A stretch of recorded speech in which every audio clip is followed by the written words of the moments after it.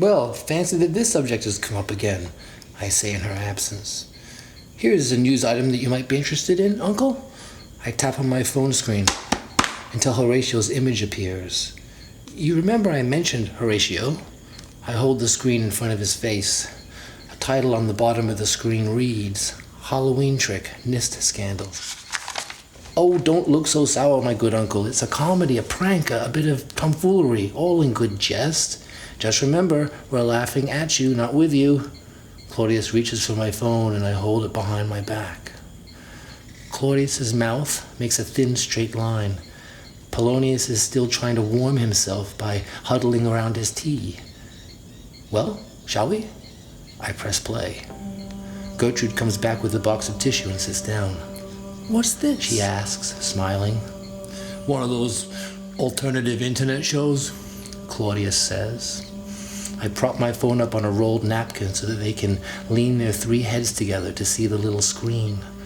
I watch their faces as they listen to Horatio explain that he managed to get a parody report published in a reputable engineering journal using fake calculations and bad data to support a false argument. I got it past the editor and peer reviewers, Horatio explains. No one has noticed, just as no one noticed how idiotic the NIST report is. Claudius waxes purple. Now comes the good part, I say. Gertrude glances at me angrily. Horatio interviews well, don't you think? I say cheerfully, handsome guy.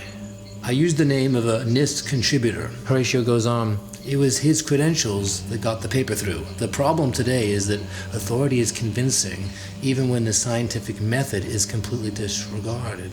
I wonder whose name it was he used. Claudius? Can you guess? I ask. Claudius leaves the room in a huff, and we hear him fumbling for a light in his office, knocking over his modern floor lamp. Why doesn't the light work in here? He screams. I taunt Claudius, calling out to him. How much mass fell over the side, Uncle? How much of the load was subtracted? Make any estimates, gather any data on that? How much mass was left to fall on the cold part of the buildings? What was the amount of added kinetic energy? Got any numbers? I heard that scientists like to measure things and write out equations. Hamlet, this isn't the way to... Gertrude breaks off. Polonius looks at the ceiling, as if trying to disappear, and slurps his tea. Wait, Mother, this is what Claudius's friends say to explain the collapse. I grab my phone, locate the text, and read.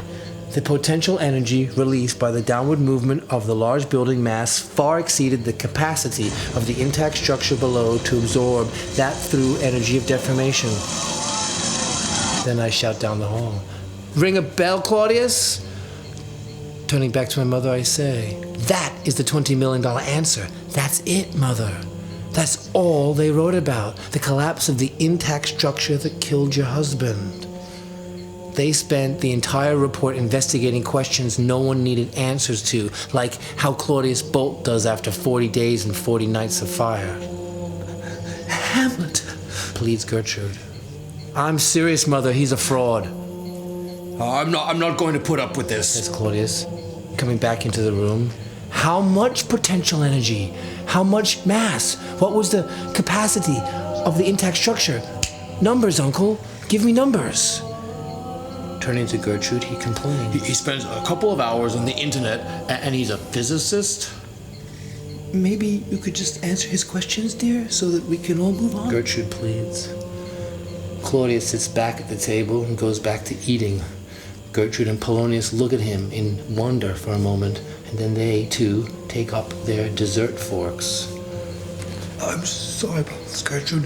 This must be very difficult for you, says Polonius. Has Hamlet ever been to see a psychiatrist?